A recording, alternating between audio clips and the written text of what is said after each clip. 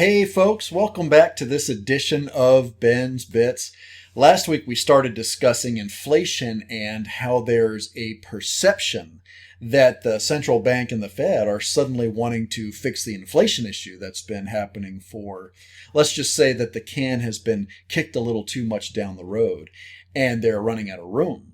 If you've watched last week's video, you'll see that they're wanting to adjust the rates, and they just adjusted the rates between about a half a point, and they're now between a rock and a proverbial hard place because they're going to affect the market in a very real, very impactful way, no matter which course of action they take. Meaning, are they adjusting rates in the coming months, or are they not going to do that? Because they have to do something, because they've reached the precipice of that decision.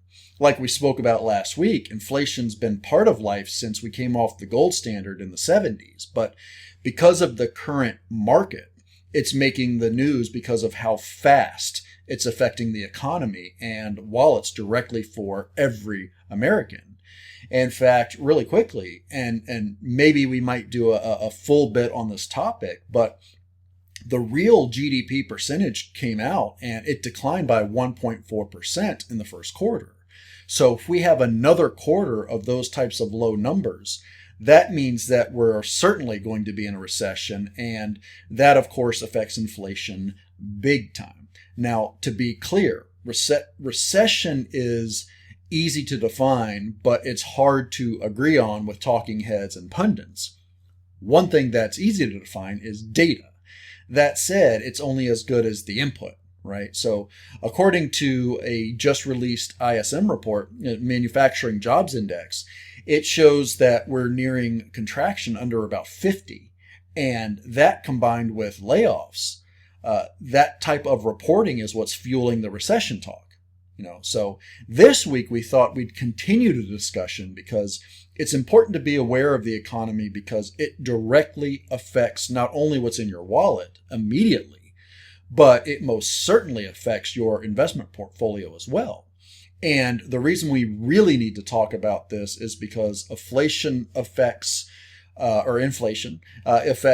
much your portfolio is worth. So if you're preparing for retirement, or quite frankly, if you're building your portfolio from the ground up, it doesn't matter, because no matter if you're just starting out or you're close to retiring and plan on using what you've built, inflation affects the value of what that portfolio's net worth is, which in turn has an effect on how much you have.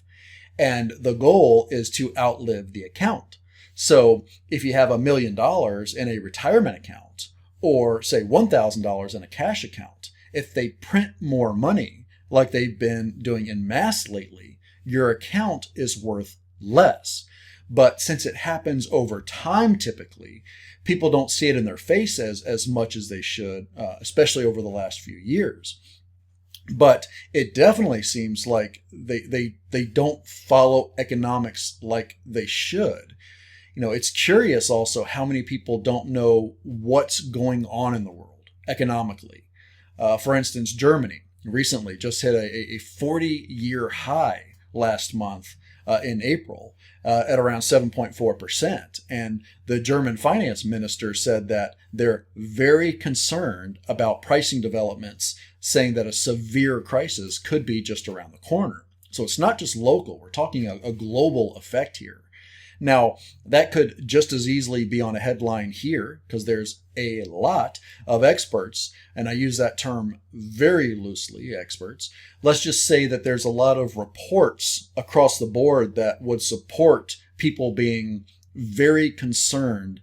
And you even hear the verbiage, severe crisis around the corner here if things aren't corrected, which is why we're hearing about the Fed attempting to correct the market, and that they want to control the market by raising rates and raising basis points over the next few months. That's where that talk is really coming from. So the takeaway for this week is this: you really should be considering what your investment vehicle of choice is going to net, because if you aren't paying attention to it, you may find yourself in a very precarious situation. So that's it for this edition of Ben's Bits. And as always, thanks for watching, and we'll see you next time.